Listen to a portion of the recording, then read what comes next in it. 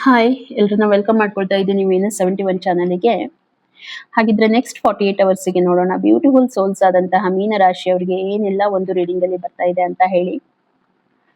ಈ ಒಂದು ರೀಡಿಂಗ್ ನಿಮ್ಗೆ ಇಷ್ಟ ಆದ್ರೆ ಖಂಡಿತ ಲೈಕ್ ಮಾಡಿ, ಶೇರ್ ಮಾಡಿ ಮತ್ತೆ ಕಮೆಂಟ್ ಮಾಡಿ. ಈ ಒಂದು ರೀಡಿಂಗ್ ಅನ್ನ ಮ್ಯಾರಿಡ್, ಅನ್ಮ್ಯಾರಿಡ್, ಸಿಂಗಲ್ಸ್ ಮತ್ತೆ ರಿಲೇಶನ್ಶಿಪ್ ಅಲ್ಲಿ ಇದ್ದೀರಾ, ಸ್ಟೂಡೆಂಟ್ಸ್ ಆಗಿದ್ದೀರಾ, ಎಲ್ಲರೂ ಕೂಡ ನೋಡ್ಬೋದು.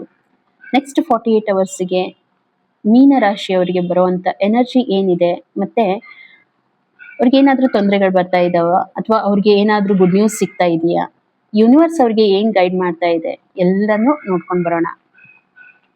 ಓಕೆ, ಸೊ ನೆಕ್ಸ್ಟ್ 48 ಅವರ್ಸ್ಗೆ ಬರುವಂತ ಎನರ್ಜಿ ನಾನಿಲ್ಲಿ ನೋಡ್ತಾ ಇದ್ದೀನಿ. ಮೀನ ರಾಶಿಯವರಿಗೆ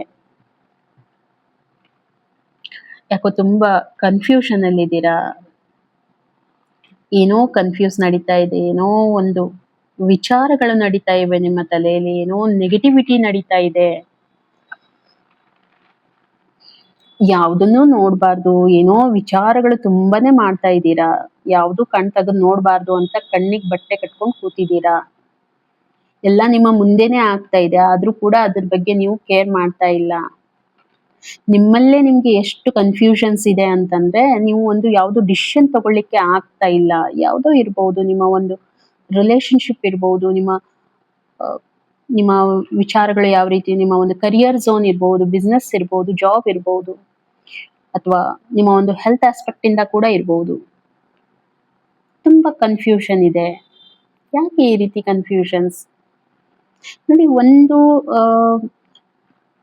ಹೇಳ್ಬೇಕಂತಂದ್ರೆ, ಕೆಲವೊಂದ್ ಸಾರಿ ನಾವು ನಮ್ಮ ಒಂದು ಝೋನ್ ಅಲ್ಲಿ ಎಷ್ಟು ಸ್ಟಕ್ ಆಗ್ತೀವಿ ಅಂತಂದ್ರೆ ನಮ್ಗೆ ಏನ್ ಮಾಡ್ಬೇಕಂತ ಗೊತ್ತಾಗೋದಿಲ್ಲ. ಪದೇ ಪದೇ ಅದನ್ನೇ ವಿಚಾರ ಮಾಡ್ತೇವೆ ಹೊರತು ಸೊಲ್ಯೂಷನ್ ಬಗ್ಗೆ ನಾವು ಥಿಂಕ್ ಮಾಡೋದಿಲ್ಲ. ಓಕೆ, ಸೊ ಇನ್ ಕೇಸ್ ಆ ರೀತಿ ನಿಮ್ ಜೊತೆಗೆ ಆಗ್ತಾ ಇದೆಯಾ, ಬೇರೆದವ್ರ ಹೆಲ್ಪ್ ತಗೊಳ್ಳಿ. ನೀವು ಕನ್ಫ್ಯೂಸ್ ಆಗಿದ್ದೀರಾ, ಆದ್ರೆ ಬೇರೆದವ್ರು ಆಗಿರೋದಿಲ್ಲ. ಅವ್ರಿಗೆ ಒಂದು ಕ್ಲಾರಿಟಿ ಇರುತ್ತೆ ಏನ್ ಹೇಳ್ಬೇಕು ಇವ್ರಿಗೆ ಅಂತ ಹೇಳಿ. ನಿಮ್ಗೆ ತೊಂದರೆ ಇದೆಯಾ, ಅವ್ರಿಗೆ ಹೇಳಿ. ನಿಮ್ಮ ಹೃದಯಕ್ಕೆ ಯಾರು ಹತ್ತಿರದವ್ರು ಇರ್ತಾರೆ, ನಿಮ್ಮ ಫ್ರೆಂಡ್ಸ್ ಇರ್ಬೋದು, ನಿಮ್ಮ ಪಾರ್ಟ್ನರ್ ಇರ್ಬೋದು, ಅವ್ರ ಜೊತೆಗೆ ಶೇರ್ ಮಾಡ್ಕೊಳ್ಳಿ. ಈ ರೀತಿ ಇದೆ ಅಂತ ಹೇಳಿ, ಅವ್ರು ನಿಮ್ಗೆ ಮೇ ಬಿ ಸೊಲ್ಯೂಷನ್ ಕೊಡ್ಬೋದು. ಇದನ್ನ ನೀವು ಥಿಂಕ್ ಮಾಡಿ. ಯಾಕಂದ್ರೆ ಈ ಒಂದು ರೀಡಿಂಗ್ ನಿಮ್ಗೆ ನೆಕ್ಸ್ಟ್ 48 ಅವರ್ಸ್ಗೆ ಬರ್ತಾ ಇರುವಂತದ್ದು. ಅಂದ್ರೆ ಇವಾಗ ಈ ಎನರ್ಜಿಯಲ್ಲಿ ನೀವು ಆಲ್ರೆಡಿ ಇದ್ದೀರಾ. ನೆಕ್ಸ್ಟ್ 48 ಅವರ್ಸ್ ವರ್ಗೂ ಏನ್ ಚೇಂಜಸ್ ಎಲ್ಲ ಆಗ್ತಾ ಇರುತ್ತೆ, ಅದು ನಿಮ್ಗೆ ಗೊತ್ತಾಗುತ್ತೆ. ನನ್ಗೂ ಕೂಡ ಕಮೆಂಟ್ ಅಲ್ಲಿ ತಿಳಿಸಿ ಎಷ್ಟು ರೆಸೊನೇಟ್ ಆಯ್ತು ಅಂತ ಹೇಳಿ. ಹಾಗಿದ್ರೆ ಈ ಒಂದು ಸಿಚುವೇಶನ್ ನಿಮ್ಗೆ ಯೂನಿವರ್ಸ್ ಏನ್ ಗೈಡ್ ಮಾಡ್ತಾ ಇದೆ ಅಂತ ಹೇಳಿ ನೋಡ್ಕೊಂಡು ಬರೋಣ. ಸೊ ಯೂನಿವರ್ಸ್ ಗೈಡ್ ಮಾಡಿ ನನ್ನ ಬ್ಯೂಟಿಫುಲ್ ಆದಂತಹ ಸೋಲ್ ಮೀನ ರಾಶಿಯವರಿಗೆ. ಓಕೆ, ನಾನು ಹೇಳಿದ್ನಲ್ವಾ, ನೋಡಿ, ನಿಮ್ಮದೇ ಆದಂತ ಝೋನ್ ಅಲ್ಲಿ ನೀವು ಸಿಕ್ಕಾಕೊಂಡಿದ್ದೀರಾ. ಬೇರೆದವ್ರು ಯಾರು ನಿಮ್ಗೆ ಏನು ಮಾಡ್ತಾ ಇಲ್ಲ, ನೀವೇ ಆ ಝೋನ್ ಅಲ್ಲಿ ಸಿಕ್ಕಾಕೊಂಡಿದ್ದೀರಾ. ಯಾವುದೋ ಒಂದು ಅಡಿಕ್ಷನ್ ಅಲ್ಲಿ ಸಿಕ್ಕೊಂಡಿರ್ಬಹುದು. ಅಡಿಕ್ಷನ್ ಅಂತಂದ್ರೆ ನೋಡಿ, ಏನಾದ್ರೂ ಬ್ಯಾಡ್ ಹ್ಯಾಬಿಟ್ಸ್ ಇರುತ್ತಲ್ವಾ, ಸೊ ಆ ಒಂದು ಅಡಿಕ್ಷನ್ ಅಲ್ಲಿ ಸಿಕ್ಕಾಕೊಂಡಿದ್ರೆ ನೀವು ಅದರಿಂದ ನೀವೇ ಹೊರಗೆ ಬರ್ಬೇಕು ಹೊರತು ಬೇರೆದವ್ರು. ನಾನು ಇಲ್ಲಿನೂ ಅದನ್ನೇ ಹೇಳಿದೆ ನಿಮ್ಗೆ ಆಗ್ತಾ ಇಲ್ಲ, ಬೇರೆದವ್ರ ಹೆಲ್ಪ್ ತಗೊಳ್ಳಿ. ಆದ್ರೆ ಈ ಒಂದು ಕಾರ್ಡ್ ಹೇಳುತ್ತೆ ನಿಮ್ಮಷ್ಟಕ್ಕೆ ನೀವೇ ಹೊರಗಡೆ ಬರ್ಬೇಕು. ಯಾಕಂತಂದ್ರೆ ನೀವೇ ನೆಗೆಟಿವ್ ಆಗಿ ಥಿಂಕ್ ಮಾಡ್ತಾ ಇದ್ದೀರಾ. ಬೇರೆದವ್ರು ಯಾರು ಏನ್ ಮಾಡ್ಲಿಕ್ಕಾಗತ್ತೆ, ನೀವೇ ಥಿಂಕ್ ಮಾಡ್ತಾ ಇದ್ದೀರಾ.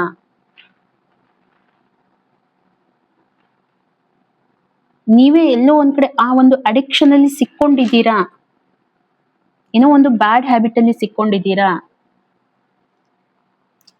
ಹಾಗಾಗಿ ಬೇರೆದವ್ರು ಯಾರ್ ನಮ್ಗೆ ಹೆಲ್ಪ್ ಮಾಡ್ತಾರೆ ಈ ರೀತಿ ಇದ್ದಾಗ? ನಾವೇ ಹಗ್ಗ ಕೊಟ್ಟು ನಮ್ಮ ಕೈಯನ್ನ ಕಟ್ಟಿಸ್ಕೊಂಡಿರುವಾಗ ಬೇರೆದವ್ರು ಯಾರು ಎದಕ್ ಹೆಲ್ಪ್ ಮಾಡ್ತಾರೆ? ಸೊ ಇದು ಥಿಂಕ್ ಮಾಡ್ಬೇಕಾಗಿರುವಂತ ವಿಚಾರ.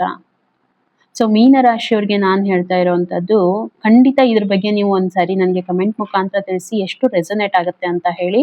ಇದು ಒಂದು ಜನರಲ್ ರೀಡಿಂಗ್ ಆಗಿರುತ್ತೆ, ಹಾಗಾಗಿ ಎಲ್ಲಾನು ರೆಸೊನೇಟ್ ಆಗ್ಬೇಕು, ಎಲ್ರಿಗೂ ಆಗ್ಬೇಕಂತ ಇರೋದಿಲ್ಲ. ಯಾಕಂದ್ರೆ ಜನರಲ್ ಆಸ್ಪೆಕ್ಟ್ ಇಂದ ನಾನು ನೋಡಿರ್ತೀನಿ. ಬಟ್ ಯಾರ್ಯಾರಿಗೆ ಆಗಿರುತ್ತೆ ಖಂಡಿತ ನನಗೆ ಒಂದ್ಸಾರಿ ತಿಳಿಸಿ.